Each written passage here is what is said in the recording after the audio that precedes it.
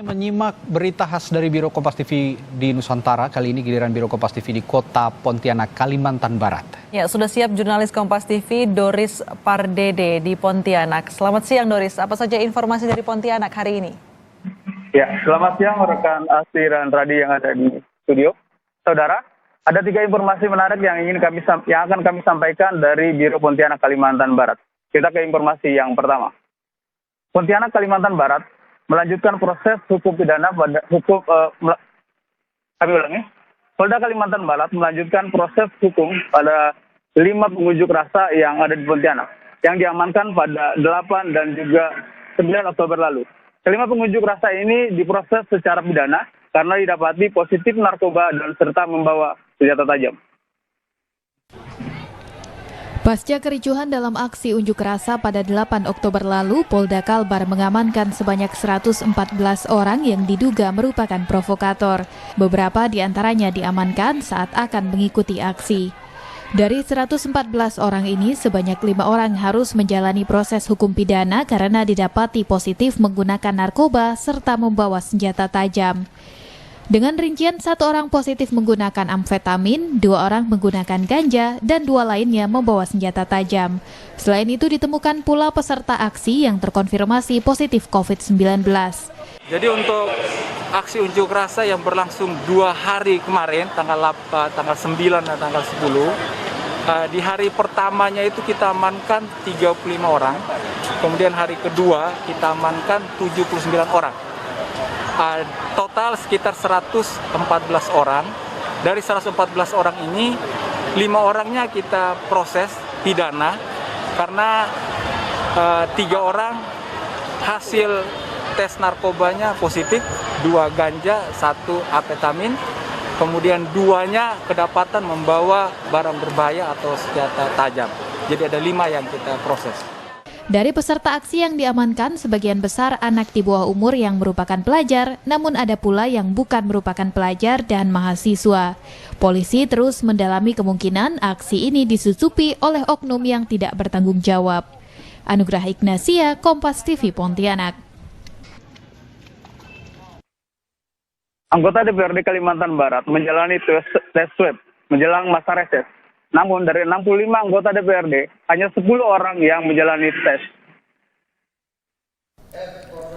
DPRD Kalimantan Barat menggelar tes swab untuk anggotanya. Tes yang dilakukan menjelang masa reses bertujuan memastikan para wakil rakyat ini terbebas dari paparan virus, sehingga masa reses tidak menjadi klaster baru COVID-19. Namun dari 65 orang anggota DPRD, hanya 10 orang yang datang ke Aula Dinas Kesehatan Provinsi Kalbar yang menjadi lokasi tes, sehingga tes swab pun harus dijadwalkan ulang bagi anggota dewan yang belum menjalani tes.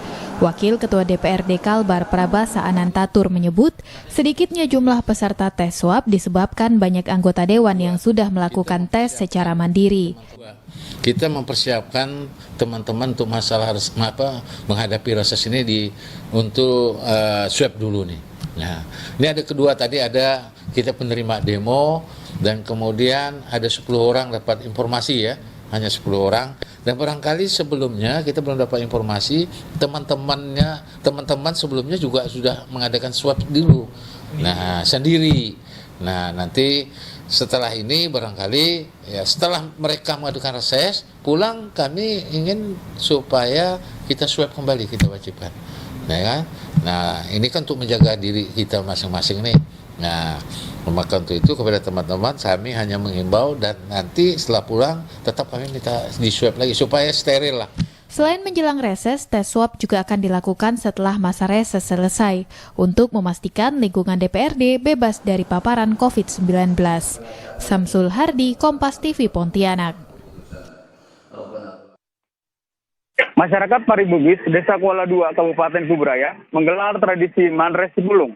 Tradisi ini bertujuan untuk mengirimkan doa untuk para tetua terdahulu demi keselamatan kampung.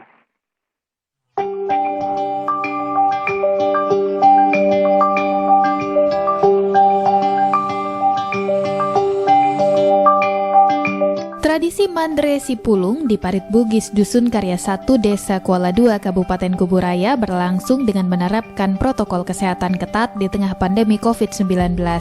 Mandre Sipulung adalah tradisi makan bersama warga dalam satu kampung untuk memperingati pertama kalinya kampung tersebut dibuka. Tradisi ini juga diisi dengan doa bersama untuk memohon keselamatan bagi warga kampung.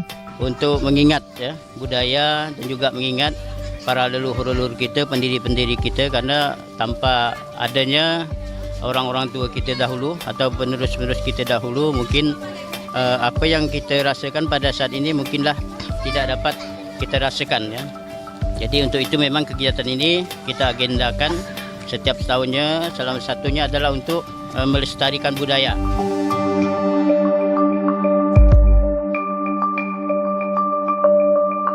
Sementara itu, Kepala Desa Kuala II, Abbas, menyatakan tradisi ini memang akan terus dilestarikan agar budaya yang masih kental dengan nuansa keagamaan dan sosial ini dapat terus terjaga.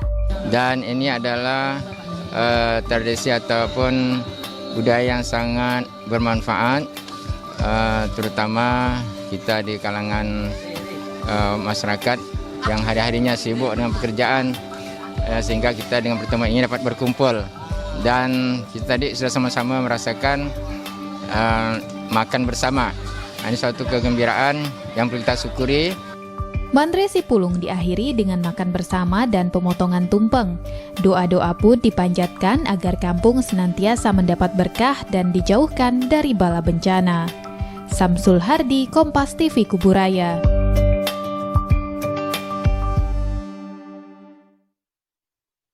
Demikian cerita Nusantara dari Pontianak, Kalimantan Barat. Kita kembali ke studio.